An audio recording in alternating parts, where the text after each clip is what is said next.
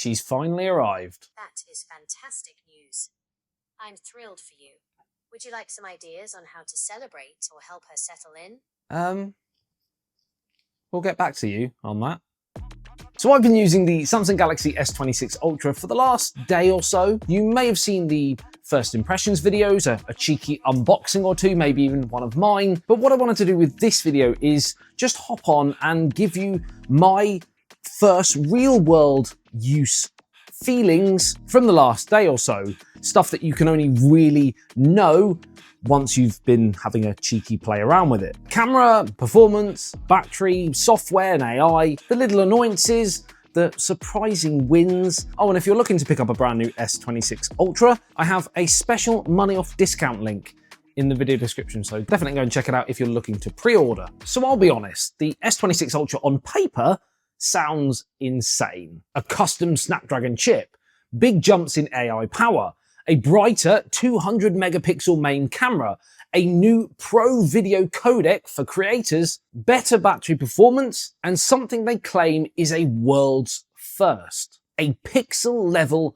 privacy display built directly into the phone. But here's the real question. Is this actually a meaningful upgrade from this one, the S25 Ultra, or is it just a spec sheet flex? Because while obviously I can't have possibly tested everything with this phone in the last 24 hours, it's enough time to know one thing: whether a phone feels special or not. A worthy upgrade or a skip generation. So first impressions in the hand, this is for sure a very premium feeling elite phone. It's the thinnest Ultra Samsung has ever made, and with its light armor aluminium frame, it weighs just 214 grams. Compared to the previous generation, does it feel night and day?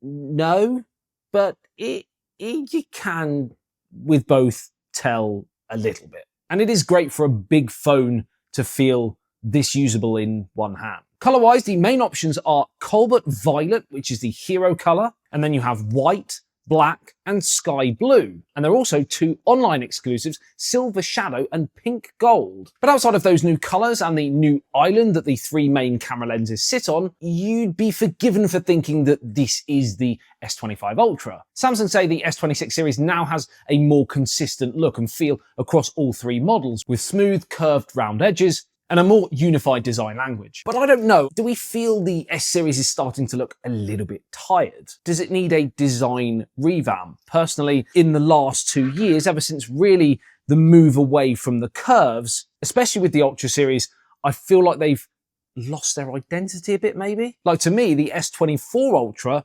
looks the more premium of the three, like we're possibly going a bit backward. I don't know. What do you think? Which do you think looks the best out of those three? The S26 Ultra still keeps the S Pen inside the device. More on that later because not everything's quite so rosy. But as we flip the phone over, this is one of the first big upgrades because as well as the now expected 6.9-inch Quad HD Plus 120Hz dynamic AMOLED display with Corning Gorilla Glass Armor 2 and anti-reflective coating, you have one big addition this year, a fully fledged built-in pixel-level privacy display. So when viewing the screen from the side, you literally can't see anything, stopping you side-eye peepers from checking what's going on my phone. Yes, I'm talking to you. And yes, you might be saying, well, you can already buy screen protectors with this kind of technology.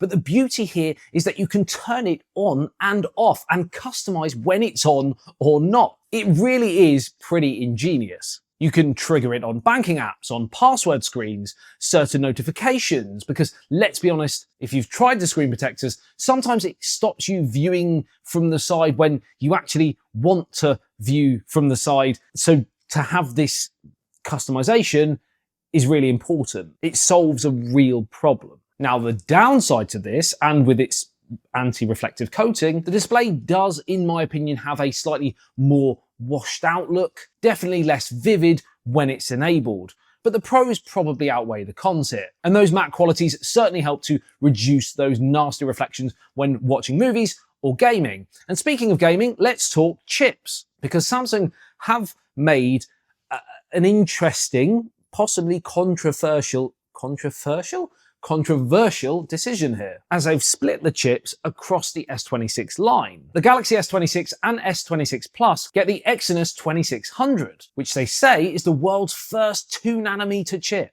But the S26 Ultra gets the custom Qualcomm Snapdragon 8 Elite Gen 5 for Galaxy, a 3nm chip.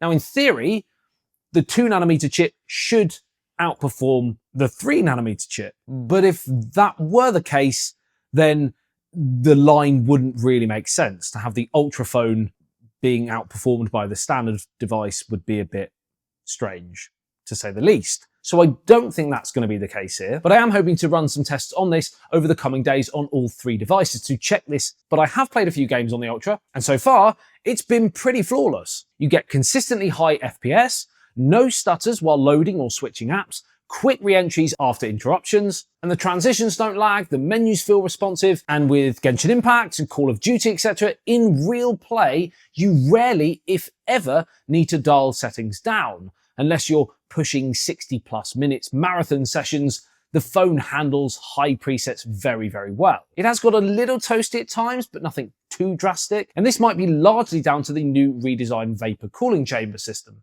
They claim it has a 20% improvement at heat dissipation, meaning the phone can stay cooler for longer during things like gaming or content creation. And speaking of creating content, I've also been out and about in London taking some snaps and videos with the Ultra. And it did seem to stay pretty cool, calm and collected, which is good to see. Something that wasn't so good to see was the fact that we are staying with a 5,000 mAh battery. And yes, the S25 Ultra was fine when it came to battery. It did the job. It was pretty much an all-day machine. But when you have competitors offering 6,000, nearly 7,000 in some cases, it does feel a little bit stuck in the past. Now, most of this is down to the fact that those brands have jumped to the newer silicon carbon tech, whereas Samsung are still using the more standard lithium-ion batteries. Silicon carbon batteries can potentially hold more capacity and charge faster, but they have certain challenges like potential swelling and cycle life issues. It's still very new, and some have chosen to jump on for the obvious upsides, whereas Samsung and a few others are sort of being a bit more reserved and a bit more cautious with it, playing it a bit more safe and waiting, which in their defense might not be such a bad idea. They could probably do without another battery PR disaster. But so far so good. There's a refined algorithm that optimizes energy consumption in real time, with Samsung claiming a day and more. And I started using the phone yesterday after a full charge, and this is the battery nearly a day later, with some early, pretty heavy usage too, and including overnight battery drain. And another nice thing to see is finally faster charging. We have their new 60-watt super fast charging 3.0, which will give you 0 to 75% in 30 minutes. And wireless charging on the Ultra also jumps to 25 watts from 15. Again, this certainly won't be the fastest on the market, but it's pretty substantial and a much needed improvement from last year. However, performance is one thing and battery is one thing, but we all know if you're buying an Ultra, you're generally pretty interested in this guy, the old camera. So let's talk about the big headliner. We again have a 200 megapixel main camera like last year, but this time they've changed the aperture to f1.4, which enables you to get far more light into the sensor for up to 47% brighter images in low light, aided by a further fine tuning and smarter image processing. You also have improved low light videos too, as the phone can recognize and reduce noise patterns in real time. And here is an example of some footage I took earlier. And sticking with video, I also tested the new Super Steady mode that has an upgraded 360-degree horizontal lock, which, when enabled, basically means you can go absolutely mental with your movement and still have smooth footage. It really is ridiculous. I was going whoa like this, and the video, as you can see there, is remarkably smooth. You also have a 50 megapixel f1.9 ultra wide, a 10 megapixel telephoto with 3x optical zoom, and a 50 megapixel periscope telephoto with 5x optical zoom, with a total of up to 10x optical quality zoom. Samsung claim that zoomed in images have had an overall improvement of 37%, again due to aperture changes and improved image processing.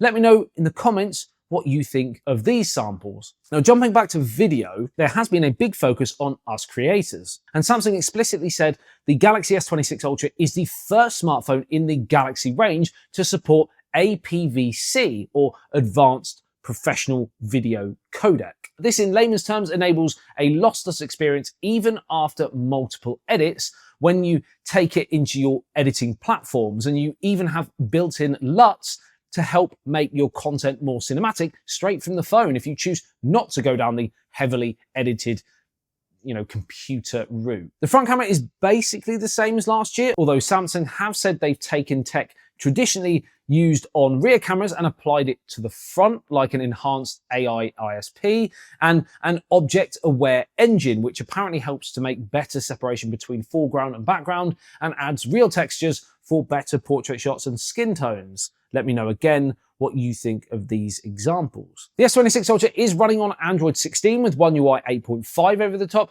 and it's 2026, right? So of course we have to talk AI. And Samsung's big message here is that AI should be easier and more effortless. And it does. They've introduced the Now Nudge, which basically gives you suggestions based on what's on your screen. So if somebody asks you for a contact, it can scan and find it instantly and offer a one-tap send. If someone asks to meet you, it checks your calendar and suggests free slots. Or if somebody asks for a photo from a specific trip you've been on, it finds them based on who and where. There's been improvements to the Now Brief and Now Bar introduced last year, largely down to being powered by a personal data engine, more deeply integrated into the device. So if you get a dinner reservation confirmation text, Now Brief can actually pull the time and location without you having to save it to your calendar, for example. Again, running with the theme of making things just more easy, more effortless, more elegant. I went with the 3 E's. Is that alliteration? Is that what we're doing these days? Then the Now Bar can make suggestions like ordering an Uber, factoring in traffic, even suggesting leaving earlier. Circle to Search has also seen an upgrade. You can now use it with multiple objects on the same screen with one gesture. Circle a whole person, it can give you their whole makeup of clothes, if that's your thing. Or if you're spying a location and there's 3 landmarks, again, you can circle all of them and it'll hopefully give you that information. And one crazy feature, which I have actually tried, is the audio eraser. Now, this isn't any audio eraser because now it's actually inbuilt directly on device into things like YouTube and Netflix. Crazy to think, I know, but bear with me. It can reduce wind and background noise or raise the vocals of people talking straight from the quick panel settings. And it actually works. Now, there is a strange, quirky change that they've made, and that is to the S Pen. And no, unfortunately, disappointingly, there aren't any new major features. Probably wasn't likely anyway, considering they actually took features away last year, but it has got a new shape to the end. If you can see that, it slopes down on one side. You can still put it back in the wrong way round and then it sticks out a bit. So I don't really know what the benefit of that change is, but I suppose it is just a good thing it is still there, because if they did get rid of this completely, that's game over. That is true end of an era stuff, and definitely a need for a new name to the line, in my opinion. So after 24 hours, here's what I can confidently say based on actually living with it. I don't feel, and I don't even think Samsung feel, that this is being marketed as a overhaul device, something we've become accustomed to in the last few years anyway, really. It's not a dramatic redesign, that's for sure. But it does have some big swings over the S25 Ultra. Thanks to that new custom Snapdragon chip, the performance is noticeably better. It does feel lighter. If you felt that the S25 Ultra was a bit of a slog, this definitely feels a bit more dainty. The bump in low light camera performance, both in photos and video, are very pleasing. And the serious stabilization upgrades, including that 360-degree horizontal lock, is certainly not to be sniffed at. The APVC support and additional LUTs could be huge for you creators. But it's clear the headline feature is that privacy display. Do I feel it's worth shelling out £1,200, £1,300 for? Well, only you can make that decision, but it is really cool. Anyways, that's not my full review by any means. I am going to be fully testing this over the next week or so, and I will probably have a follow-up 2 week later kind of job. And if you're still on the fence, definitely hold out for that, and many more comparisons between other Samsung phones, iPhones, other Android phones, and see whether it is indeed the flagship king to be of 2026. Like I said, if you have already made your mind up and you do want to buy it and you want to go for the pre-order, check out the discount link in the video description below. You can get some money off there, so it would be foolish not to. My name's Adam. Thanks for watching. I love you, leave you. I'll see you in the next one. It says ASBYT. Peace out.